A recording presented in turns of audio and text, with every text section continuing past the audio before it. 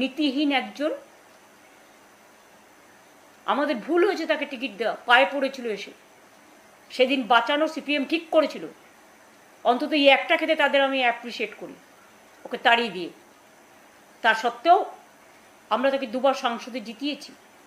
অন্য লোকের টিকিট কেটে তাকে হাওড়ায় দাঁড় করানো হয়েছে। আজকে তাদের কাছে আমি ক্ষমা চাইছি হাত জোর করে, যে আমরা আপনাদের সাথে এরা বিশ্বাসঘাতকতা করলো, এদের আমরা ক্ষমা করিনি। আজকে দুজনকে আমরা অলরেডি দল থেকে এক্সপেল করে দিয়েছি, বহিষ্কার করে দিয়েছি, যারা রোজ গিয়ে বিজেপিকে মিট করছে এবং বিজেপির কথা মতো সবাইকে ডেকে ভয় দেখাচ্ছে। এর মধ্যে একজন সাংসদও আছেন, তিনি আবার অন্যান্যদের সাথেও যোগাযোগ করছেন। অপরাধটা কি না, তিনি তার ছেলের টিকিট চেয়েছিলেন। তো সবার কি শুধু বাবা মা এমপি হবে, এমএলএ হবে, তার ছেলে মেয়েরাই টিকিট পাবে, আর কেউ পাবে না? আমি একজন এমএলএ ছিলাম, অভিষেক একজন এমপি ছিলেন। আমাদের এত বড় পরিবার, প্রায় 50 জন আমাদের পরিবারের মেম্বার আছে।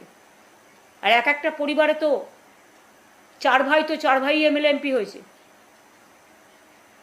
সেগুলোর কৈফিয়ত কে দেবে? তাও হ্যাঁ, পার্টি যদি মনে করতো নিশ্চয়ই দিত।